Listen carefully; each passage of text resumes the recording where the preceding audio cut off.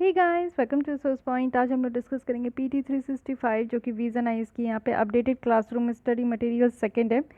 Second कहने का मतलब है यहाँ पे मई और जून मंथ की जो करंट अफेयर्स है उसको एक साथ हम यहाँ पे डिस्कस करेंगे। तो चलिए स्टार्ट करते हैं। सबसे पहले पॉलिटी के साथ। पॉलिटी एंड गवर्नेंस में 5 यहाँ पे टॉपिक है। 4 टॉपिक तो काफ़ी इंपॉर्टेंट है, 5 देख लेंगे। जो छोटे छोटे न्यूज़ है उसको मर्ज करके रखा गया। तो 2 महीने का यहाँ पे आपका जो न्यूज़ है ना वो आपका रिवाइज हो रहा है, ठीक है। ये आप देख सकते हो, जुलाई मंथ की अलग से मैं कंप्लीट कर चुकी हूँ, उसको आप लोग देख सकते हो। ये मई और जून मंथ की रिवीजन वीडियो है। तो चलिए स्टार्ट करते हैं फर्स्ट टॉपिक के साथ, जो कि यहाँ पे आपका है ट्रिब्यूनल्स के बारे में। तो एज़ यू नो कि ट्रिब्यूनल्स काफ़ी ज़्यादा इंपॉर्टेंट है, और इसको ये चीज़ याद रखिएगा कि हमारे देश में ट्रिब्यूनल्स जो है वो स्टार्टिंग से नहीं थे जब से कॉन्स्टिट्यूशन को अडॉप्ट किया गया था। बाद में इसको अमेंडमेंट करके इंक्लूड किया गया है, और साथ ही साथ ये अमेंडमेंट करके ही इस प्रोसीजर को लाया गया है। लेकिन अभी फिर से ट्रिब्यूनल्स रिफॉर्म की बात की जा रही है। तो यहाँ पे आप देखो कि एक ऑर्डिनेंस लाया गया था, tribunal reforms rationalisation and condition of service ordinance 2021, जिसमें कि बहुत सारे जो एपलेट ट्रिब्यूनल्स और जो अथॉरिटीज़ है उसको यहाँ पे एबॉलिश करने की बात की गई थी, और यहाँ पे जो एग्जिस्टिंग जुडिशियल बॉडीज़ है उनके पास जुरिस्डिक्शन को ट्रांसफ़र करने की बात की गई थी। तो जैसे कि आप देखो कि फाइनेंस एक्ट 2017 था, जिसके तहत आप लोग देखो कि जो नंबर ऑफ़ ट्रिब्यूनल्स है वो रिड्यूस किया गया था। पहले 26 था, उसके बाद इसको रिड्यूस करके 19 कर दिया गया था, और बहुत सारे ट्रिब्यूनल्स को एबॉलिश भी किया गया, ख़त्म भी किया गया, और बहुत सारे ट्रिब्यूनल्स को मर्ज भी किया गया जिनका सिमिलर फंक्शंस है, ठीक है। और साथ ही साथ आप देखो कि आज की डेट में यहाँ पे क्या क्या चेंजेस की गई है अकॉर्डिंग टू दिस ऑर्डिनेंस। यहाँ पे अगर हम लोग देखें तो सिलेक्शन जो करने की बात की गई है कि chairman and member of tribunals, तो वो यहाँ पे अपॉइंट किए जाएंगे, बट रिकमेंडेशन दी जाएगी यहाँ पे सर्च कम सिलेक्शन कमेटी के द्वारा। इस सर्च कम सिलेक्शन कमेटी को फर्स्ट पॉइंट आपको याद रखना है कि इसको हेड करेंगे हमारे चीफ जस्टिस ऑफ इंडिया।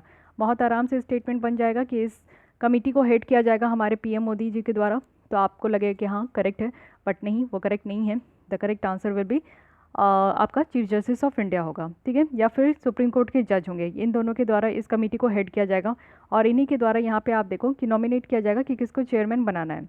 इस कमेटी में कौन कौन होंगे, तो यहाँ पे 2 सेक्रेटरीज होंगे जिसको सेंट्रल गवर्नमेंट के द्वारा नॉमिनेट किया जाएगा। सिटिंग या आउटगोइंग चेयरमैन है, या फिर कोई रिटायर्ड चीफ सुप्रीम कोर्ट के जज है, या retired chief justice of high court है। सुप्रीम कोर्ट के जज और retired chief justice of high court, ये याद रखना है, ये इनके मेंबर होंगे। साथ ही आप देखो कि सेक्रेटरी ऑफ मिनिस्ट्री होंगे जो कि यहाँ पे ट्रिब्यूनल के अंदर बनाए जाते हैं, और जिनका कोई वोटिंग राइट नहीं होता। तो सबसे पहले आप देख लीजिए कि सिलेक्शन कैसे होगा, तो कमेटी के थ्रू होगा। साथ ही टर्म्स ऑफ ऑफिस भी आप लोग देख सकते हो, चेयरमैन के लिए अलग है एंड मेंबर्स ऑफ ट्रिब्यूनल्स के लिए अलग है। चेयरमैन के लिए यहाँ पे अगर हम लोग बात करें तो 4 ईयर्स है, बट 70 ईयर्स एजेस है, ठीक है। एज की बात करें तो मैक्सिमम यहाँ पे 70 ईयर्स है, और टेन्योर यहाँ पे 4 ईयर्स का है। वहीं अगर हम लोग मेंबर की बात करें तो टेन्योर इज सेम, 4 ईयर्स का यहाँ पे भी है, बट इनकी एज की बात करें तो 67 ईयर्स है, ठीक है। ये चीज़ें ध्यान रखनी है।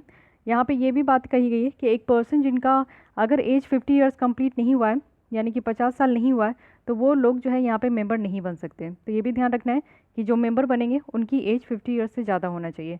तो ये 3 पॉइंट याद रखना है टेन्योर को लेकर। बेसिक बात का हम लोग देख लेते हैं ट्रिब्यूनल के बारे में। तो एक्चुअली ये क्वासी जुडिशियल बॉडी होती है। जितने भी ट्रिब्यूनल होते हैं उनके पास सिविल कोर्ट का पावर होता है। ये ना ही कोर्ट है ना ही एग्जीक्यूटिव बॉडी है।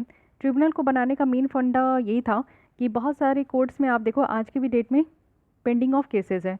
तो पेंडिंग ऑफ केसेस कोर्ट में बहुत ज़्यादा बढ़ते जा रहे थे। कोर्ट में जाने का आप देखोगे कि सबसे पहले टाइम बहुत लगते हैं किसी भी केस को जस्टिस तक पहुंचने में, तारीख ही तारीख मिलते रहती है। उसके अलावा आप देखो कि मनी मैटर भी होती है। जो एडवोकेट लॉयर होते हैं उनकी फ़ीस बहुत ज़्यादा होती है, तो यहाँ पे मनी भी बहुत ज़्यादा खर्च करना होता है। और साथ ही साथ यहाँ पे पेंडेंसी ऑफ केसेस जो होती है ये एक बिग इश्यूज़ है सारे कोर्ट को मिलाकर। तो सुप्रीम कोर्ट, हाई कोर्ट और जितने भी सबऑर्डिनेट कोर्ट है, अगर इनको मिलाकर हम लोग देखें तो आज की डेट में 4 करोड़ से भी ज़्यादा केसेस पेंडिंग हैं। तो इसलिए इसका ऑल्टरनेटिव ढूंढा गया कि लोगों को जस्टिस जो मिलना चाहिए वो नेचुरल जस्टिस के हिसाब से अगर मिले, और जिसमें कि कम पैसा खर्च हो और साथ ही साथ यहाँ पे कम टाइम लगे जस्टिस को डिलीवर करने में। तो उसके लिए यहाँ पे ऑल्टरनेटिव बॉडी लाया गया जिसे हम लोग ट्रिब्यूनल्स कहते हैं। कॉन्स्टिट्यूशन में क्या इसका कहीं प्रावधान है, तो स्टार्टिंग में नहीं था, but the one of the famous constitutional amendment जो कि 42nd है, जिसे हम लोग मिनी कॉन्स्टिट्यूशन, इसके द्वारा इतने अमेंडमेंट किए गए हैं 42nd अमेंडमेंट्स के थ्रू, जो कि हम लोग मिनी कॉन्स्टिट्यूशन भी इसके तहत कहते हैं। यहाँ पे आप लोग देखो 2 आर्टिकल को इंक्लूड किया गया, article 323A and article 323B। Article 323A की बात करूँ तो इसमें एडमिनिस्ट्रेटिव ट्रिब्यूनल की बात की जाती है, जिसके तहत कैट आता है। और आर्टिकल 323B की बात करूँ तो इसमें अदर्स मैटर के लिए आते हैं, जैसे आप लोग देखते हो कि NGT वगैरह है, नेशनल ग्रीन ट्रिब्यूनल है, बहुत सारे ट्रिब्यूनल आपको देखने को मिलेंगे, तो ये सब 323B के तहत आते हैं। अब यहाँ पे फीचर्स अगर देख लें तो एक्चुअली यहाँ पे ये जो काम करते हैं ये नेचुरल जस्टिस के हिसाब से काम करते हैं, और साथ ही साथ यहाँ पे सिविल कोड का भी पावर है। अब ट्रिब्यूनल बनाने का ये रिकमेंडेशन कोई ना कोई कमेटी ज़रूर दी गई होगी, तो कमेटी का क्या नाम है? कमेटी का यहाँ पे नाम है सोरेन सिंह कमेटी। ठीक है, सोरेन सिंह कमेटी के द्वारा कुछ और भी रिकमेंडेशन दिया गया था, जिसके तहत हमारे कॉन्स्टिट्यूशन में कुछ और भी चेंजेस की गई थी, कुछ और भी ऐसी फीचर्स है जो कि हमारे कॉन्स्टिट्यूशन में ऐड किया गया था। तो क्या आपको वो फीचर्स याद आ रहे हैं कि नहीं, उसको आप लोग कमेंट बॉक्स में ज़रूर बताइए। So this is all about this tribunal and tribunal reform. Coming to the next article जो कि है right to be forgotten. Right to be forgotten कहने की मतलब यहाँ पे ये है कि ऐसा राइट, जैसे कि कोई भी इंसान है उसका अपना पर्सनल इन्फॉर्मेशन उन्होंने जो है सोशल मीडिया में अपलोड किया, जैसे आप लोग देखते हो बहुत ही फ्रिक्वेंटली बहुत सारे जो भी इन्फॉर्मेशन है आपके द्वारा भी अपना खुद का इन्फॉर्मेशन अपलोड किया जाता होगा, but after 10 years 20 years 50 years या फिर 15 डेज़ के बाद भी अगर आपको रियलाइज़ हो रहा है कि नहीं वो इन्फॉर्मेशन जो आपने अपलोड की थी कोई भी सर्च इंजिन में, कहीं पे भी डेटाबेस में अगर आप वो लोड हो चुका है, कोई भी वेबसाइट में अगर वो लोड हो चुका है, तो अगर आपको आज के डेट में लगता है कि नहीं वो इन्फॉर्मेशन आपका आज के डेट में नहीं होना चाहिए और अभी इससे कोई रेलिवेंट भी नहीं है, तो उसको डिलीट होना चाहिए। अब डिलीट होना चाहिए तो ऐसा अगर आप लोग चाह रहे हो तो इसलिए ये चीज़ें कही गई है कि राइट टू बी फॉरगॉटन, यानी कि भूल जाने का भी अधिकार यहाँ पे होना चाहिए, जो कि आज के डेट में बिल्कुल ज़रूरी नहीं है, कोई भी रेलिवेंट नहीं है वैसी इन्फॉर्मेशन को। ठीक है, अब यहाँ पे आप देखो कि राइट टू बी फॉरगॉटन की अगर हम लोग बात कर रहे हैं तो ये प्रिंसिपल कहाँ से निकल कर आई। सबसे पहले हमारे देश में K S Puttaswamy versus union of India है, जिसके तहत सुप्रीम कोर्ट के द्वारा ये कहा गया कि आर्टिकल 21 में राइट टू प्रिवेसी जो है वो फंडामेंटल राइट है। तो अब राइट टू प्रिवेसी यहाँ पे फंडामेंटल राइट बन चुका है। इट मीन्स कि एक पर्टिकुलर इंसान का अब यहाँ पे उनको प्राइवेसी को मेंटेन करने के लिए अगर उनको लगता है कि किसी इन्फॉर्मेशन से उनकी प्राइवेसी जो है वो यहाँ पे वायलेट हो रही है, तो उस तरीके के प्राइवेसी को मेंटेन करना ज़रूरी है, क्योंकि अब ये फंडामेंटल राइट है हमारे देश में। सेकेंड है कि यहाँ पे विमेंस की इंटरेस्ट को भी प्रोटेक्ट करना है, वो भी इंटरनेट में, क्योंकि आप देखते हो कि बहुत सारे ऐसे फ़ोटोज़ होते हैं, कुछ ऐसे इन्फॉर्मेशन होते हैं जिनके कारण बहुत सारी विमेंस को ट्रोल होना पड़ता है, बहुत सारी विमेंस को एक जो है चैलेंजिंग इश्यूज़ फेस करने होते हैं। तो हरासमेंट का, थ्रेट का, इस तरीके का भी यहाँ पे आप देखो कि विमेंस को यहाँ पे फेस करना होता है। तो वो सारी चीज़ों को यहाँ पे देखते हुए कहा गया है कि राइट टू बी फॉरगॉटन होना चाहिए, यानी कि ऐसे इन्फॉर्मेशन को डिलीट करने का भी यहाँ पे प्रोविज़न हो। और ये चीज़ें उड़ीसा के हाई कोर्ट के द्वारा कहा गया। Subhranshu Raut @Google versus state of Orissa में ये केस है, जिसके तहत ये चीज़ें निकल कर आई थी कि वेमेन के इंटरेस्ट को प्रोटेक्ट करने के लिए भी राइट टू बी फॉरगॉटन होना चाहिए। उसके बाद इंडिविजुअल की जो रेपुटेशन है उसको भी यहाँ पे प्रोटेक्ट करना है। तो कई ऐसे भी आप लोग देखते हो कि बॉलीवुड एक्टर है जो कि एक समय में उनका जो है रेपुटेशन अच्छा नहीं था, बट आज की डेट में वो अगर सुपरस्टार है तो वो कई बार ये चीज़ें गुहार लगाते हैं कि जो भी पहले के टाइम पे जब उन्होंने उनके इन्फॉर्मेशन को इंटरनेट में अपलोड किया गया था तो वो चीज़ें डिलीट होनी चाहिए, क्योंकि उनकी रेपुटेशन कहीं ना कहीं ख़राब होती है। लोग जो है पीछे की न्यूज़ जाके देख लेते हैं 10 साल 20 साल पुराने, और वही चीज़ सोचने लगते हैं कि आज भी ये इंसान ऐसा ही है। तो ये भी कहा गया है कि इंडिविजुअल की रेपुटेशन को प्रोटेक्ट करना है, और ये बातें कही गई है कर्नाटक के हाई कोर्ट के द्वारा। ठीक है, साथ ही साथ अगर हम लोग बात करें कि इंडिया में अगर हम लोग इसके बारे में बात करें कि इस प्रोविज़न का, यानी कि राइट टू बी फॉरगॉटन जैसा कोई चीज़ है कि नहीं हमारे देश में, तो अभी ऐसी कोई भी चीज़ नहीं है, क्योंकि हमारे यहाँ एक कानून बनाने की बात की जा रही थी जो कि पर्सनल डेटा प्रोटेक्शन बिल है। अभी तक ये बिल कानून नहीं बना है, इसलिए ये प्रॉब्लम हो रही है। पर्सनल डेटा प्रोटेक्शन बिल की बात करें तो हम लोग जो यूरोपियन यूनियन का GDPR है, general data protection regulations act है, उसी के बेसिस पे उसी की टर्म्स एंड कंडीशंस को लेते हुए हम लोग भी अपने देश में इस तरीके का कानून ला रहे हैं, जिसमें कि लोगों की जो प्राइवेसी है उसको मेंटेन कर सके। ठीक है, अब आते हैं नेक्स्ट यहाँ पे देखिए, लेकिन ऐसा भी कहा गया है कि कुछ ऐसे भी यहाँ पे सर्कमस्टांसेस हो सकते हैं जहाँ पे राइट टू बी फॉरगॉटन जो है वो एक्सरसाइज नहीं किया जाएगा। ऐसा नहीं है कि सारी इन्फॉर्मेशन जो है आपको पूरा छूट दे दिया गया है और आप लोग जो है अपनी कोई भी इन्फॉर्मेशन को डिलीट कर दो, तो ऐसा बिल्कुल भी नहीं है। तो कुछ ऐसे भी यहाँ पे आप देखो कि एक्सेप्शंस केस रखे गए, जैसे कि राइट टू फ्रीडम है, जो राइट ऑफ फ्रीडम है एक्सप्रेशन और इन्फॉर्मेशन का, अगर उसको एक्सरसाइज किया जा रहा है तो उस केस में। साथ ही कंप्लाइंसेस है, लीगल ऑब्लिगेशंस, कानूनी तौर पे जो है अगर कोई काम किया जा रहा है तो उसके बेसिस पे जो है यहाँ पे अगर मान लीजिए कि किसी के ऊपर चार्जेस है, उसके ऊपर जो है लीगल ऑब्लिगेशंस है, तो वो पुराने डेटास को डिलीट नहीं कर सकते क्योंकि वो एक एविडेंस जैसा भी काम कर सकता है, तो यहाँ पे नहीं डिलीट करना है। साथ ही परफॉर्मेंस है किसी टास्क का जो कि पब्लिक इंटरेस्ट और पब्लिक हेल्थ में किया जा रहा है। आप लोग देखते हो कि सरकार की बहुत सारी रिपोर्ट होती है, बहुत सारे ऐसे जो है इन्फॉर्मेशन होते हैं पब्लिक हेल्थ को लेकर, पब्लिक यहाँ पे इंटरेस्ट को लेकर, तो वो सारे डेटा इन्फॉर्मेशन को कहीं से भी डिलीट नहीं करना है क्योंकि वो एक आम जनता के लिए यहाँ पे उसके लाइफ को अफेक्ट करती है। साथ ही अगर कोई पब्लिक इंटरेस्ट में कोई काम को अचीव करना है, उसका पर्पस है तो, या फिर साइंटिफिक और हिस्टोरिकल कोई रिसर्च पर्पस हो रहा है, स्टैटिस्टिकल यहाँ पे कोई पर्पस है, तो अगर कोई साइंटिफिक रिसर्च पर्पस है, हिस्टोरिकल रिसर्च पर्पस है, तो उसके बेसिस पे कोई इन्फॉर्मेशन डिलीट नहीं करनी है। अगर कोई भी इस्टेब्लिशमेंट है, एक्सरसाइज है, डिफेंस है अगर लीगल क्लेम का, तो उसको यहाँ पे डिलीट नहीं करना है। तो ये सारी बातें कही गई है कि यहाँ पे आप लोग देखो कि कहीं ऐसा नहीं है कि पूरी तरीके से जो है छूट दे दिया जाए कि ठीक है सब कोई भी इन्फॉर्मेशन को यहाँ पे डिलीट कर सकते हैं। तो ये कुछ एरिया है जिसको आप लोग याद कर सकते हो क्योंकि हमेशा यूपीएससी में आप देखो कि एक्सेप्शन से ही क्वेश्चन ज़्यादा पूछे जाते हैं। अब आते हैं रूल ऑफ लॉ के बारे में। तो रूल ऑफ लॉ के बारे में बात करें तो यहाँ पे एवी डाइसी है जिनके द्वारा रूल ऑफ लॉ कहा गया है। रूल ऑफ लॉ को ये 3 तरीके से डिवाइड करते हैं। इनका 3 प्रिंसिपल है कि कानून सबसे बड़ा है और कानून के सामने सब बराबर है, साथ ही साथ प्रीडोमिनेंस है लीगल स्पिरिट का। तो यहाँ पे अगर हम लोग बात करें इनके एवी डाइसी के द्वारा, तो इनके द्वारा यही कहा गया है कि कानून से ऊंचा कोई नहीं है। तो फिर भी इनका 3 प्रिंसिपल है कि सुप्रीमेसी ऑफ कानून, यानी कि कोई भी इंसान जो है वो कानून से बड़ा नहीं हो सकता, कानून से ऊंचा नहीं हो सकता। साथ ही इक्वालिटी बिफोर लॉ है, इट मीन्स कि कानून के सामने कोई अमीर कोई गरीब नहीं है, सब कोई बराबर है। साथ ही प्रीडोमिनेंस है लीगल स्पिरिट का, यानी कि कॉन्स्टिट्यूशंस जो है वो राइट ऑफ इंडिविजुअल की एक रिजल्ट है जिसको कि कोर्ट ऑफ लॉ के द्वारा यहाँ पे डिफाइन भी किया गया है और इन्फोर्स भी किया गया है। इट मीन कि संविधान क्या है, संविधान जो है हम जैसे इंडिविजुअल्स को अधिकार दिया गया है और उसी का एक रिजल्ट, यानी कि हम कहते हैं ना, हम लोग कहते हैं कि हमें ये अधिकार है, हमें ये अधिकार है, लेकिन ये अधिकार हमें किसने दिया, तो कॉन्स्टिट्यूशन ने दिया। लेकिन कॉन्स्टिट्यूशन में भी जितनी भी काम चलती है वो किसके अकॉर्डिंग चलती है, वो कानून के अकॉर्डिंग चलती है। तो इसलिए ये तीनों चीज़ें यहाँ पे इनके द्वारा ये प्रिंसिपल है, इनकी याद रखनी है। रूल ऑफ लॉ थ्योरी का ओरिजिन अगर हम लोग देखें तो यहाँ पे एंशिएंट रोमन है उसके द्वारा यहाँ पे किया गया था। जैसे कि बहुत सारे यहाँ पे यूरोपियन भी है जैसे हॉब्स, जॉक हिकन और रेसो, ये भी यहाँ पे जो है काफ़ी ज़्यादा थिंकर्स थे, तो इतना आप लोग को ध्यान रखने की ज़रूरत नहीं है। लेकिन फिर भी यहाँ पे जो रूल ऑफ लॉ है ये एक फ्रेंच फ्रेज से निकल कर आया है जो कि यहाँ पे ला प्रिंसिपल दे लीगलाइट है। इट मीन्स कि गवर्नमेंट जो है वो based on principle of law होनी चाहिए। जो भी सरकार किसी कंट्रीज़ में अगर वो इस्टेब्लिश हो रहे हैं तो वो लॉ के अकॉर्डिंग काम करे, ये चीज़ें कही गई है।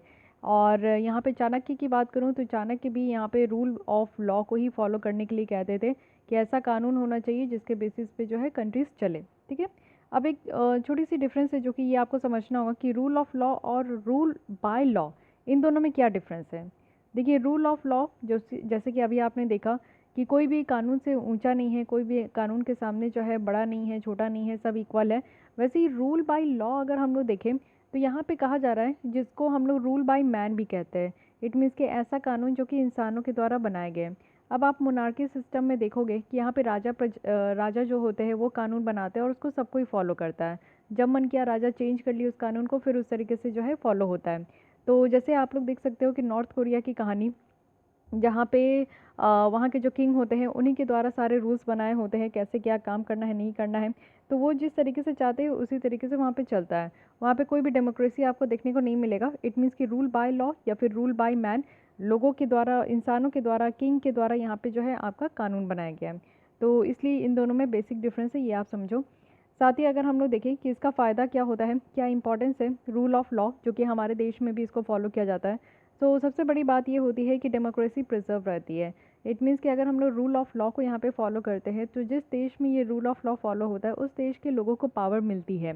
जैसे हम लोग को पावर है कि हम लोग वोट देकर अपनी जो है सरकार चुनते हैं, तो इसलिए यहाँ पे प्रिजर्व रहती है डेमोक्रेसी। साथ ही सोशल जस्टिस इंश्योर हो पाता है, यानी कि लोगों को यहाँ पे सोशल जस्टिस मिल पाती है क्योंकि हर कोई कानून के सामने बराबर है। तो ऐसा नहीं है कि किसी को यहाँ पे जस्टिस मिलेगा किसी को नहीं मिलेगा। और साथ ही यहाँ पे आप देखो कि इंश्योर किया जाता है कि कॉन्स्टिट्यूशनलिज्म हो। इट मीन्स कि कॉन्स्टिट्यूशन के हिसाब से ही उस देश में सारा काम हो, और जो फंडामेंटल राइट्स और ह्यूमन राइट्स है उसको भी प्रोटेक्ट करने की बात की जाती है। साथ ही जो कॉन्स्टेंट किया जाता है कि गलत तरीके से जो है पावर का इस्तेमाल नहीं करना। सो ये सारे इंपॉर्टेंस है, इसको भी ध्यान में रखिए, क्या पता क्वेश्चन के फॉर्म में बन जाए। अब रूल ऑफ लॉ और इंडियन कॉन्स्टिट्यूशन के बारे में देखते हैं कि हमारे संविधान से ये कैसे कनेक्टेड है। तो रूल ऑफ लॉ जो कि यहाँ पे फाउंडेशनल पिलर कहा जाता है हमारे इंडियन कॉन्स्टिट्यूशन का, क्योंकि जो भी संविधान हमारे देश में फॉलो किया जाता है इंडियन कॉन्स्टिट्यूशन, उसमें जितने भी कानून हैं वो आप लोग देखते हो कि रूल ऑफ लॉ को ही देखते हुए बनाया गया है। जैसे आप देखो कि रूल ऑफ लॉ को यहाँ पे basic structure of Indian constitution में रखा गया है। आपको ये बताना है कि कौन सी ऐसी केस है जहाँ से ये basic structure of Indian constitution निकल कर आया है। सेकेंड है कि सुप्रीमेसी ऑफ कॉन्स्टिट्यूशन है। आप हमारे देश में देखते हो कि हम लोग संविधान को सबसे ऊपर रखते हैं और संविधान के बेसिस पे ही सारा काम होता है हमारे देश में। उसके अलावा आर्टिकल 13 है, 14 है, 21 है। 13 कहने का मतलब है कि जुडिशियल रिव्यू। इट मीन्स कि लेजिस्लेटिव के द्वारा जो भी कानून बनाए जाते हैं तो यहाँ पे जुडिशरी को हक है कि वो उस तरीके के कानून को देखेंगे कि क्या वो कानून फंडामेंटल राइट्स को वायलेट तो नहीं कर रहा है, क्या वो कानून जो है कॉन्स्टिट्यूशन के प्रोविजन के हिसाब से तो है, रूल ऑफ लॉ को तो फॉलो कर रहा है ना। तो ये क्या होता है, ये जुडिशियल रिव्यू होता है जो कि आपको आर्टिकल 13 के तहत देखने को मिलेगा। आर्टिकल 14 है जिसमें कि इक्वालिटी बिफोर लॉ कही जाती है और इक्वल प्रोटेक्शन ऑफ लॉ कही जाती है, तो ये भी हमारा इंश्योर होता है रूल ऑफ लॉ को। साथ ही आर्टिकल 21 है जिसमें कि आप देखो कि एक एग्जीक्यूटिव एक्शंस के यहाँ पे इसके अगेंस्ट में चेक करने के लिए कहा गया। क्यों? क्योंकि यहाँ पे राइट टू प्रिवेसी है, राइट टू लाइफ है, right to life with dignity है। लोगों को एक इंडिविजुअल जो है इंडिविजुअल बेसिस में आप देखो कि उनको हक है अपने लाइफ जीने का, तो इस चीज़ को यहाँ पे प्रोवाइड किया गया है। साथ ही सेपरेशन ऑफ पावर है जो कि हमारे देश में जो 3 बॉडी होती है, लेजिस्लेचर, एग्जीक्यूटिव एंड जुडिशरी, इनके बीच में आपको पावर का सेपरेशन देखने को मिलेगा। साथ ही साथ अगर हम लोग बात करें तो इंडिपेंडेंट जुडिशरी भी है हमारे देश में। जुडिशरी जो है वो इंडिपेंडेंट तरीके से काम करते हैं, उनमें किसी का भी भेदभाव आपको देखने को नहीं मिलेगा। सो ये सारे ऐसे कुछ पॉइंट्स हैं जो कि आप लोग देखोगे कि यहाँ पे रूल ऑफ लॉ का कंसेप्ट आपको देखने को मिलता है हमारे संविधान में भी। एक छोटी सी न्यूज़, क्योंकि अब आपके लिए सिर्फ 1 मंथ बच चुके हैं, तो विज़न आइज़ की टेस्ट सीरीज़ आप लोग सॉल्व कर सकते हो। 20 टेस्ट सीरीज़ है और 24 यहाँ पे टोटल आपको सीसैट को लेकर है। तो पर डे एक टेस्ट भी अगर आप लोग सॉल्व करोगे तो यहाँ पे 20 से 25 डेज़ में आपकी जो प्रिपरेशन है वो बहुत ही अच्छी हो जाएगी, आप कॉन्फिडेंट भी फील कर सकते हो। तो अभी भी टाइम है कि अगर आप लोग यहाँ पे सॉल्व करना चाहते हो और अपने प्रिपरेशन को और बूस्टअप करना चाहते हो तो ज़रूर आप लोग सॉल्व कर सकते हो इस 20 डेज़ में 20 टेस्ट सीरीज़ को। और इसके लिए आप लोग को डिस्क्रिप्शन बॉक्स में ईमेल आईडी दी गई है, वहाँ पे आप लोग मैसेज कर सकते हो, मेल करके आप लोग यहाँ से जुड़ सकते हो। अब आते हैं नेक्स्ट, सिटीजन चार्टर। जो सिटीजन्स चार्टर है क्या, ये देखिए यहाँ पे मॉडल पंचायत सिटीजन्स चार्टर लाया जा रहा है। हमारे देश में जो पंचायत है उसको 3rd टियर ऑफ यहाँ पे गवर्नमेंट कहा जाता है हमारे ग्रामीण एरिया में। ये रिस्पॉन्सिबल होते हैं कि ग्रामीण एरिया में, जो कि आर्टिकल 243G है हमारे संविधान का, जिसके तहत ये कहा गया है कि पंचायती राज जो है वो यहाँ पे बेसिक जो भी नीड्स है गांव में वो चीज़ें प्रोवाइड करने के लिए ये रिस्पॉन्सिबल होते हैं। सो बेसिक नीड्स में क्या क्या है, तो यहाँ पे हेल्थ, सैनिटेशन है, साथ ही साथ एजुकेशन है, न्यूट्रिशन है, ड्रिंकिंग वाटर है। बेसिक ऑब्जेक्टिव क्या होता है ग्राम पंचायत सिटीजन चार्टर का, देखिए सिटीजन चार्टर क्या है ना, कोई कानून नहीं है, कोई यहाँ पे रूल्स रेगुलेशन नहीं है, ये एक आप देख सकते हो कि लिस्ट है। इट मीन्स कि सिटीजन्स को क्या क्या यहाँ पे काम करनी चाहिए और वो किस तरीके से यहाँ पे काम कर सकते हैं, उनके लिए एक चार्टर बनाया गया है। ठीक है, तो ये चीज़ें ध्यान रखना है। तो ये सिटीजन चार्टर आप देख सकते हो कि इससे क्या है कि सिटीजन्स को काफ़ी ज़्यादा एम्पावर किया जाता है कि उनको यहाँ पे सारी पब्लिक सर्विसेज मिलेगी, वो जहाँ पे भी रह रहे हैं वहाँ पे उनको पब्लिक सर्विसेज मिलेगी। उसके लिए एक सिटीजन चार्टर्स यहाँ पे तैयार किया जाता है। इससे क्या होता है ना कि पंचायत जो है वो अपना काम अच्छे तरीके से करते हैं, क्योंकि उनके ऊपर एक बर्डन होता है कि हाँ, उनके अगल बगल जितने भी रहने वाले लोग हैं, उनके जुरिस्डिक्शन में जितने भी लोग आते हैं, उनको यहाँ पे सारी बेसिक फैसिलिटी प्रोवाइड करनी है। तो ये चीज़ें रहती है। साथ ही साथ वो यहाँ पे टाइम टू टाइम मॉनिटर भी करते हैं। और इससे रिलेटेड आपको एक इंपॉर्टेंट न्यूज़ देखने को मिलेगा जो कि यहाँ पे आपका National Institute of Rural Development and Panchayati Raj है। मुझे ऐसा क्यों लग रहा है कि इससे क्वेश्चन ज़रूर निकल कर आएंगे, क्योंकि इस बार काफ़ी ज़्यादा इंपॉर्टेंट है ये। और इसमें भी अगर हम लोग बात करें तो ये जो बॉडी है ये ऑटोनोमस ऑर्गेनाइजेशन है जो कि मिनिस्ट्री ऑफ रूरल डेवलपमेंट के अंदर काम करते हैं, और ये नेशनल सेंटर ऑफ एक्सीलेंस है हमारे ग्रामीण क्षेत्र में और साथ ही पंचायती राज में। तो आपको पता है कि हर साल जो है यूपीएससी में आपको पंचायती राज से क्वेश्चंस देखने को मिलते ही है, और अगर ये टॉपिक न्यूज़ में रहे तो फिर क्या बात है, तब तो आपका ये श्योर शॉट हो गया कि हाँ, इस टॉपिक से क्वेश्चन आएंगे ही। ठीक है, साथ ही आप देखो कि ये रिकॉग्नाइज़ किया जाता है इसको इंटरनेशनली, क्योंकि ये one of the United Nation की Economic and Social Commission for Asia and Pacific centre of excellence भी है। तो अगेन ये बॉडी आप देख सकते हो कि सेकंड रीज़न से भी काफ़ी ज़्यादा इंपॉर्टेंट हो गई। थर्ड, अगर हम लोग यहाँ पे बात करें तो इसका विज़न है कि जो भी यहाँ पे ग्रामीण क्षेत्र के गरीब लोग हैं उनको सारी बेनिफिट्स प्रोवाइड करना, उनके लिए जो भी पॉलिसीज़ लाई गई है उनको उस तक जो है प्रोवाइड करना, और ट्रांसफ़र ऑफ टेक्नोलॉजी करना, टेक्नोलॉजी पार्क का क्रिएट करना, और इन्वायरमेंटल जो है वो अवेयरनेस क्रिएट करना। साथ ही आप देखो कि पंचायती राज इंस्टीट्यूशन का क्या फंक्शन है उसको भी यहाँ पे स्टडी किया जाता है, और रूरल डेवलपमेंट जो भी यहाँ पे प्रोग्राम है उसके बारे में भी देखा जाता है। साथ ही अगर हम लोग बात करें यहाँ पे पंचायती राज के बारे में कुछ बेसिक चीज़ें, तो यहाँ पे क्या होता है कि आप देखो कि 29 सेक्टर्स ऐसे हैं जहाँ पे ये सर्विस डिलीवर करते हैं, और ये 29 सेक्टर्स जो है ये आपका सस्टेनेबल डेवलपमेंट जो टोटल 17 गोल है उसी में ये आपको कनेक्टेड देखने को मिलेगा। ठीक है,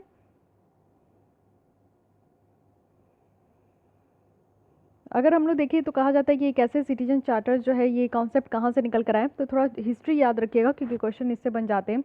तो पहली बार जो ये सिटीजन चार्टर बना था वो यूके में बना था 1991 में, और इसका एम यही था कि लोगों तक जो है पब्लिक सर्विस प्रोवाइड किया जाए, उसकी क्वालिटी इंप्रूव हो। तो 6 प्रिंसिपल है सिटीजन चार्टर का जो कि फ्रेम किया गया है। तो यहाँ पे आप कंपोनेंट देख सकते हो कि सिटीजन चार्टर का सबसे पहला है कि यहाँ पे जो आपका बिजनेस ट्रांजैक्शंस किया जाता है ऑर्गेनाइजेशन के द्वारा उसकी डिटेल्स होनी चाहिए, कुछ स्टेक होल्डर्स के बारे में डिटेल्स होना चाहिए जैसे कि सिटीजन्स कौन कौन है, क्लाइंट कौन कौन है उनके बारे में। स्टैंडर्ड ऑफ सर्विस यहाँ पर प्रोवाइड करना है। स्टैंडर्ड कहने का मतलब होता है कि एक तो जो सर्विस प्रोवाइड की जा रही है वो क्वालिटी हो उसमें, और टाइम फ्रेम, इट मीन्स कि जितनी ज़्यादा जल्दी हो और जिस हिसाब से उसको प्रोवाइड करना चाहिए उस हिसाब से टाइम के अकॉर्डिंग यहाँ पर प्रोवाइड किया जाए। ग्रीवियंस रिड्रेसल मैकेनिज्म है, इट मीन्स कि अगर किसी भी लोगों को यहाँ पे परेशानी है, उनको लगता है कि उनके लिए पीने का पानी नहीं पहुँचा है, साफ़ सफाई की सुविधा नहीं है वहाँ तक, तो ये भी चीज़ें इनको प्रोवाइड करनी चाहिए। साथ ही एक्सपेक्टेशन फ्रॉम क्लाइंट, यानी कि क्लाइंट से क्या एक्सपेक्टेशन है वो भी चीज़ें देखी जाती है। विज़न एंड मिशन ऑफ यहाँ पे जो ऑर्गेनाइजेशन है उस पर भी काम किया जाता है। तो ये चीज़ें आप समझ गए कि यहाँ पे 6 प्रिंसिपल है। साथ ही आप देखो कि हम लोग अपने देश में सिटीजन चार्टर को कब अडॉप्ट किए, तो 1997 में अडॉप्ट किए हैं, और जो बहुत सारे स्टेट के जो चीफ मिनिस्टर है, यूनियन टेरिटरीज़ के भी यहाँ पे आपको देखने को मिलेगा, जो कि न्यू दिल्ली में ये एक ऐसा प्रोग्राम हुआ था 1997 में, तब जाकर हम लोग यहाँ पे सिटीजन चार्टर को अडॉप्ट किए थे। साथ ही आप देखो कि department of administrative reform and public grievance है, जिनके द्वारा ये इनिशिएट किया गया है कि एक ऐसा टास्क जो कि सिटीजन चार्टर्स को यहाँ पे कोऑर्डिनेट करेगा, फॉर्मुलेट करेगा। Right of citizens of for the time bound delivery of goods and services, redressal of their grievance bill 2011 ये लाया गया। अभी ये बिल है तो इसके लिए हम लोग यहाँ पे बात नहीं करेंगे। देखिए सिटीजन चार्टर्स जो है एक इनिशिएटिव है जो कि रिस्पांस देखने को मिलेगा, बहुत सारे प्रॉब्लम की सॉल्व की जाती है, यानी कि बहुत सारे यहाँ पे प्रॉब्लम्स होते हैं जिसको सॉल्व किया जाता है सिटीजन चार्टर्स के थ्रू। ठीक है, की फीचर्स अगर हम लोग सिटीजन चार्टर का देखें तो एक्चुअली ये देखो कि रिटर्न है, वॉलेंट्री डिक्लेरेशन है सर्विस प्रोवाइडर के द्वारा। इट मीन्स कि यहाँ पे मैंडेटरी आपको लिखकर जो है स्टेटमेंट बना दिया जाएगा, तो वो आपका गलत होगा। तो यहाँ पे क्या है कि वॉलेंट्री डिक्लेरेशन की जाती है सर्विस प्रोवाइडर के द्वारा कि यहाँ पे सर्विस जो है प्रोवाइड किया जाएगा, और ये लीगली इन्फोर्सेबल नहीं है सिटीजन चार्टर। ये भी चीज़ें याद रखिएगा, the point is very important कि ये कानूनी तौर पर जो है आपका यहाँ पे इन्फोर्सेबल नहीं है, और ये नॉन जस्टिसेबल है। इट मीन्स कि अगर आपको लगता है कि आप सिटीजन चार्टर में जितने भी पॉइंट दिए गए हैं, इट मीन्स कि अगर आपको सैनिटेशन की फैसिलिटी नहीं मिल रही है, सेफ ड्रिंकिंग वाटर की फैसिलिटी नहीं मिल रही है, तो आप इसके लिए कोर्ट नहीं जा सकते, कोर्ट आपको यहाँ पे सेफ गार्ड प्रोवाइड नहीं करेगा। ओके, तो ये सारी बातें। सिग्निफिकेंस देखिए इसके होने से क्या होता है, तो यहाँ पे गुड गवर्नेंस अचीव कर सकते हैं, ट्रांसपेरेंसी, अकाउंटेबिलिटी और रिस्पॉन्सिवनेस देखने को मिलती है। यहाँ पे लोगों को जो है सर्विस प्रोवाइड की जाती है टाइम बाउंड मैनर में, और उनकी जो ग्रीवियंसेस है, प्रॉब्लम्स है, उनको भी सुना जाता है, उनके लाइफ यहाँ पे इंप्रूव होते हैं, और यहाँ पे जो ट्रस्ट है वो बिल्डअप होता है सर्विस प्रोवाइडर और यूज़र के बीच में। ओके, सो अच्छा ये आपका कंपोनेंट है, एक सेकेंड, ये आपका यहाँ पे देखिए, ये this is not principle, this is component. I think ये प्रिंसिपल नीचे, yes these are the principles. Okay, so ये थोड़ा सा चेंज कर लीजिए। प्रिंसिपल क्या है सिटीजन चार्टर का, कि ट्रांसपेरेंसी होनी चाहिए, जो भी रूल्स रेगुलेशंस और जो भी स्कीम्स लाए जा रहे हैं। अकाउंटेबिलिटी हो, इट मीन्स कि जिसके पास ये हक है, जिसके पास ये रिस्पॉन्सिबिलिटी है कि उनको ये काम करना है तो टाइम पे करना है, अगर नहीं हुआ तो who will be the responsible वाली चीज़ें ना निकल कर आए। वैल्यू हो यहाँ पे टैक्स पेयर मनी का। क्वालिटी की बात की जाती है कि यहाँ पे जो क्वालिटी है सर्विसेज की उसको इम्प्रूव करना है। स्टैंडर्ड की बात की जाती है, साथ ही चॉइसेस की बात की जाती है कि जहाँ पे भी पॉसिबल हो वो चॉइसेस पूरी करनी है। चलिए आगे बढ़ते हैं, अब देखते हैं कुछ अदर इंपॉर्टेंट न्यूज़ जो भी है उसे हम लोग देख लेते हैं। ऑफिशियल लैंग्वेज के बारे में बात की जा रही है, तो अभी जो टुलू स्पीकर्स हैं वो डिमांड कर रहे हैं कि उनकी इस लैंग्वेज को ऑफिशियल लैंग्वेज का स्टेटस दिया जाए, और वो भी 8 शेड्यूल में। तो 8 शेड्यूल में टोटल आपको देखने को मिलेगा कि 22 लैंग्वेजेस हैं, और 22 लैंग्वेजेस कौन कौन सी हैं तो ये आप लोग देख लो। असामी, बंगाली, गुजराती, हिंदी, कन्नड़, कश्मीरी, कोंकणी, मलयालम, मणिपुरी, मराठी, नेपाली, उड़िया, पंजाबी, संस्कृत, सिंधी, तमिल, तेलुगु, उर्दू, बोडो, संथाली, मैथिली, डोगरी। ठीक है, तो ये 22 लैंग्वेजेस है, इसको देख लीजिएगा। तो अभी यहाँ पे जो तुलु स्पीकर है, और ये तुलु स्पीकर कहाँ के हैं, तो कर्नाटक और केरल के हैं। तो इनका डिमांड हो रहा है कि एक्चुअली देखिए जो साउथ इंडियंस होते हैं उनको द्राविडन यहाँ पे कहा जाता है, द्राविडा। टेम्पल्स भी आप लोग देखते हो इसी तरीके से डिवाइडेड होते हैं। तो यहाँ पे लैंग्वेज भी आप देखो कि द्राविडियन लैंग्वेज है। और हमारे कॉन्स्टिट्यूशन में अगर हम लोग ऑफिशियल लैंग्वेज के बारे में बात करें तो एक अलग सा पार्ट है जिसे यहाँ पे 17 पार्ट कहते हैं। 17 पार्ट है जो कि डील करता है ऑफिशियल लैंग्वेज को लेकर। और यहाँ पे आर्टिकल भी याद रखिएगा 343 से लेकर 351 तक है।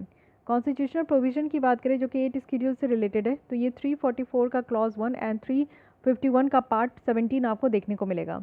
लैंग्वेजेस जो ऐड की जाती है हमारे स्कीड्यूल में उसके लिए कॉन्स्टिट्यूशनल अमेंडमेंट करना पड़ता है। सो this is again important statement. And constitution में कहीं भी आपको देखने को नहीं मिलेगा कि ऐसा कहा गया है कि डिफरेंट स्टेट के लिए ऑफिशियल लैंग्वेज अलग होना चाहिए। ऐसा संविधान में कहीं पे भी नहीं कहा गया है, और इस तरीके का कोई क्राइटेरिया भी नहीं है जो कि 8 स्केड्यूल में इंक्लूड कर सकते हैं। हाँ, एक आर्टिकल यहाँ पे इंपॉर्टेंट है जिसे हम लोग आर्टिकल 345 कहेंगे। तो हमारे कॉन्स्टिट्यूशन के हिसाब से आर्टिकल 345 ये कहता है कि किसी स्टेट का जो लेजिस्लेचर है वो यहाँ पे बाय लॉ किसी भी एक लैंग्वेज या एक से ज़्यादा लैंग्वेज को अडॉप्ट कर सकते हैं जो कि उस स्टेट में ये यूज़ हो। और हिंदी जो है ना एज अ लैंग्वेज, और लैंग्वेजेस जो है वो सारे यानी कि जितने भी ऑफिशियल पर्पस हो रहे हैं उस राज्य में उसके लिए यूज़ होना चाहिए। तो इट मीन्स कि यहाँ पे 345 आर्टिकल है जिसके तहत ये पावर दे दिया गया है स्टेट को कि ठीक है कोई एक लैंग्वेज या फिर एक से ज़्यादा लैंग्वेज यूज़ कर सकते हैं जिसको उस राज्य में यूज़ किया जाए। ठीक है। और इसके अलावा आप देखो कि ठीक है कोई भी लैंग्वेज को अगर जैसे टुलू लैंग्वेज को यहाँ पे इंक्लूड करने की बात की जा रही है तो 8 स्केड्यूल में रहने से क्या क्या फ़ायदा होता है। सबसे पहले फ़ायदा ये होती है कि रिकॉग्निशन मिलती है। इट मीन्स कि उस लैंग्वेज को सब कोई पहचानते हैं। सेकंड है कि साहित्य अकेडमी अवार्ड मिलती है। तो साहित्य अकेडमी अवार्ड यहाँ पे जो 8 स्केड्यूल में 22 लैंग्वेजेस है प्लस इंग्लिश, इसमें ये अवार्ड मिलते हैं। तो ऑब्वियस है कि तुलु लैंग्वेज को इंक्लूड किया जाएगा तो तुलु लैंग्वेज में जितनी भी लिटरेचर वगैरह होगी उसको भी साहित्य अकेडमी अवार्ड रिकॉग्नाइज करेगी और उसे भी देगी। साथ ही एमपीज एमएलएज को ये फ्रीडम मिल जाएगा कि वो तुलु लैंग्वेज को तुलु लैंग्वेज में पार्लियामेंट और स्टेट लेजिस्लेचर में वो बात कर सकते हैं। साथ ही साथ कैंडिडेट्स जो है वो all India competitive exam, civil service exams जो होती है वो इस स्केड्यूल के तहत जो भी 22 लैंग्वेज है उसमें लिखते हैं। तो अगर कोई भी लैंग्वेज को यहाँ पे ऐड किया जाता है, सपोज तुलु को अगर ऐड किया जाता है तो इसमें क्या होगा कि सिविल सर्विस के एग्जाम भी तुलु लैंग्वेज वाले अपने लैंग्वेज में लिख पाएंगे। So these are the benefits. ठीक है, तो ये याद रखिएगा। अब आते हैं न्यू डिस्ट्रिक्ट का फॉर्मेशन। देखिए न्यू स्टेट की फॉर्मेशन होती है, न्यू डिस्ट्रिक्ट का फॉर्मेशन हो रहा है। अभी कुछ और भी ऐसे, अच्छा एक आप राज्य बताइए जिसमें कि एक नया डिस्ट्रिक्ट का फॉर्मेशन हुआ है। फिलहाल हम लोग पंजाब की बात करेंगे। तो पंजाब में ये मलेरकोटला है जिसको 23rd डिस्ट्रिक्ट का दर्जा दिया गया है। तो ये चीज़ें आपको बतानी है कि जो न्यू डिस्ट्रिक्ट बनाया जाता है, क्रिएट किया जाता है या फिर एबॉलिश भी करना होता है किसी डिस्ट्रिक्ट को राज्य में, तो वो पावर किसके पास है। तो ये पावर आपको स्टेट गवर्नमेंट के पास देखने को मिलेगा। और हालांकि आप देखो कि अगर कोई नया राज्य बनाना हो, जैसे कि बिहार से झारखंड निकला, आपका आंध्र प्रदेश से तेलंगाना निकला, तो ये काम पार्लियामेंट के पास होता है। ठीक है। सिटीजनशिप की कुछ बात कर लेते हैं। मिनिस्ट्री ऑफ होम अफेयर्स है जिनके द्वारा एक नोटिफिकेशन इश्यूज़ किया गया है और वो 2019 रूल्स का जो कि सिटीजनशिप एक्ट 1955 का है। इसके तहत जो नॉन मुस्लिम है ना, जो अफगानिस्तान, बांग्लादेश और पाकिस्तान से बिलोंग करते हैं, उनको यहाँ पे एम्पावर्ड किया गया है। और साथ ही साथ जो 5 स्टेट में रह रहे जैसे गुजरात, राजस्थान, छत्तीसगढ़, हरियाणा और पंजाब में, तो वो इंडियन सिटीजनशिप के लिए वो अप्लाई कर सकते हैं। तो ये चीज़ें याद रखनी है। एक तो नॉन मुस्लिम है जो कि अफगानिस्तान, बांग्लादेश और पाकिस्तान के, साथ ही 5 राज्यों से आ रहे हैं जो कि यहाँ पे आप देखो कि गुजरात, राजस्थान, छत्तीसगढ़, हरियाणा, पंजाब के, तो वो इंडियन सिटीजनशिप के लिए वो यहाँ पे अप्लाई कर सकते हैं। नॉन मुस्लिम कहने का क्या मतलब है? नॉन मुस्लिम कहने का मतलब है कि यहाँ पे हिंदू, सिख, जैन, पारसी, क्रिश्चियन, बुद्धिस्ट सब आएंगे। ठीक है। और ये जो नोटिफिकेशन है इससे लीगल माइग्रेंट्स को काफ़ी ज़्यादा यहाँ पे हेल्प हो पाएगा जो कि पाकिस्तान, बांग्लादेश और अफगानिस्तान से आते हैं। साथ ही सिटीजनशिप की अगर हम लोग बात करें तो ये सेंट्रल सब्जेक्ट है और मिनिस्ट्री ऑफ होम अफेयर्स जो है वो यहाँ पे पीरियडिकली जो पावर है वो स्टेट को देती है। कुछ गस्टेड यहाँ पे नोटिफिकेशन आती है उसके तहत। फाइन। यहाँ पे देखिए ये बॉडी काफ़ी इंपॉर्टेंट है क्योंकि OTT प्लेटफॉर्म जो ओवर द टॉप प्लेटफॉर्म है उसके लिए कानून भी लाया गया है। तो उसके लिए एक काउंसिल भी यहाँ पे बनाई गई है जिसे digital media content regulatory council कह रहे हैं। सो दैट्स वाई ये काउंसिल काफ़ी इंपॉर्टेंट हो गया है। सबसे पहले ये आपको ध्यान रखना है कि इस काउंसिल को बनाया किसके द्वारा गया है। तो ये है Indian Broadcasting and Digital Foundation. ये industry led self regulatory body है और किसके लिए, तो सेल्फ रेगुलेट करेगी, किसके लिए, तो OTT प्लेटफॉर्म के लिए। तो ये आपसे पूछा जा सकता है कि ये बॉडी को किसके द्वारा बनाया गया और इसका एम क्या है, तो Indian Broadcasting and Digital foundation के द्वारा बनाया गया। और इसका यहाँ पे मेन जो एम है वो है सेल्फ रेगुलेटरी बॉडी है, जो कि डिजिटल जो ओवर द टॉप प्लेटफॉर्म है उसको यहाँ पे मॉनिटर करेंगे। ये जो फॉर्म किया गया है, एक अभी न्यू आपका रूल्स देखने को मिलेगा, इंफॉर्मेशन टेक्नोलॉजी रूल्स 2021, उसके तहत इसको बनाया गया है। ये सेकंड टीयर मैकेनिज्म है, जैसे आप देख सकते हो कि 3 टीयर ग्रीवियंस रिड्रेसल मैकेनिज्म रखा गया है। तो फर्स्ट ईयर में क्या है कि ग्रीवियंस रिड्रेसल है जो कि पब्लिशर के द्वारा करना है। OTT प्लेटफॉर्म में जो भी पब्लिशर है उनके द्वारा ही यहाँ पे जो है आप देखो कि ग्रीवियंस रिड्रेसल किया जा सकता है। सेल्फ रेगुलेटिंग बॉडी आपका लेवल 2 में आता है, जो कि सेल्फ रेगुलेशन करना है।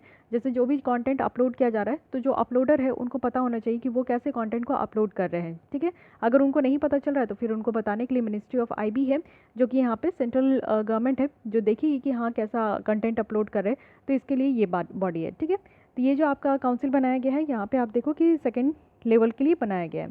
साथ ही अगर हम लोग बात करें, ये जो आपका ब्रॉडकास्टिंग कंटेंट कंप्लेंट काउंसिल है, ये इंडिपेंडेंट सेल्फ रेगुलेटरी बॉडी है, जो कि non news general entertainment channel के लिए है ये, तो इसके लिए ध्यान रखना है। साथ ही इंडियन ब्रॉडकास्टिंग और जो डिजिटल फाउंडेशन है, इसके द्वारा ये काउंसिल बनाई गई है। तो इसके बारे में आप समझिए कि इंडियन ब्रॉडकास्टिंग फाउंडेशन जो है, इसको रीनेम किया गया है। पहले ये इंडियन ब्रॉडकास्टिंग फाउंडेशन था, बट अब ये Indian Broadcasting and Digital foundation हो गया। डिजिटल वर्ड यहाँ पे ऐड कर दिया गया है, क्योंकि डिजिटल प्लेटफॉर्म को ये यहाँ पे टैकल करेंगे। फाइन, तो ये चीज़ें याद रखनी है। साथ ही अगर इसकी बात करें हम लोग, तो इसका इस्टेब्लिशमेंट 1999 में ही हुआ था। और रिप्रेजेंटेशन अगर देखें तो ये पहले जो है जितने भी टेलीविज़न यानी कि TV में जो भी आपका ब्रॉडकास्टिंग दिखता है उसको ये रेगुलेट करते थे। केबल टेलीविज़न नेटवर्क रूल्स लाया गया है 2021 का, तो सेंटर के द्वारा अमेंड किया गया है इसमें, जो कि कुछ यहाँ पे स्टैट्यूटरी मैकेनिज्म में प्रोवाइड किया जा रहा है जितने भी सिटीजन्स की जो ग्रीवियंसेस है उसको लेकर। और ये जो टेलीविज़न मीडिया है इंडिया में, ये हमारा cable television network regulation act 1955 के तहत इसको गवर्न किया जाता है। आज के डेट में अगर हम लोग देखें तो इंस्टीट्यूशन जो मैकेनिज्म है यहाँ पे इंटर मिनिस्ट्रियल कमेटी है, उसके द्वारा ये एड्रेस किया जाता है जितने भी लोगों की परेशानी होती है। केबल टेलीविज़न नेटवर्क अगर हम लोग रूल्स देखें तो यहाँ पे 3 लेवल ग्रीवियंस रिड्रेसल मैकेनिज्म होगा। इट मीन्स कि हमारे देश में जो भी सिटीजन्स है उनको अगर किसी भी तरीके का प्रॉब्लम है तो 3 टीयर यहाँ पे रखा गया है, जिसके थ्रू उनकी जो परेशानी है उसको रिजॉल्व की जाएगी। Okay, so guys this is all about यहाँ पे आपकी पॉलिटी की न्यूज़, एंड आई होप कि आपको ये जो सीरीज़ है रिवीजन, क्विक रिवीजन सीरीज़, ये काफ़ी हेल्पफुल लग रही होगी। इसी तरीके से और भी आपकी वीडियोस इसी तरीके से मर्ज होकर आते रहेगी। तो 1 महीने आपकी बची हुई है, तो प्लीज़ इसको जल्दी से जल्दी और अच्छे तरीके से यूटिलाइज़ करने का कोशिश कीजिए। मिलते हैं हम लोग नेक्स्ट लेसन के साथ, कल भी हम लोग इसी समय पे मिलेंगे। अगर आप लोग को हमारे साथ डेली जुड़ना है तो हमारे चैनल के साथ आप लोग सब्सक्राइब करके जुड़ सकते हो, क्योंकि आप लोग डेली बेसिस में यहाँ पे आपको क्विक रिविजन वीडियोज़ देखने को मिलेगा, जिसमें कि मैं करंट अफेयर्स की पूरी आपकी कंप्लीट यहाँ पर रिविजन करा दूँगी। साथ ही अगर आपको ये वीडियोज़ हेल्पफुल लगते हैं तो उसके लिए आप लोग को लाइक करना है। साथ ही अगर आप लोगों को कोई भी डाउट, कोई सजेशन है तो आप कमेंट भी कर सकते हैं। तो मिलते हैं कल हम लोग इसी टाइम पे। आज के लिए बस इतना ही। Thank you.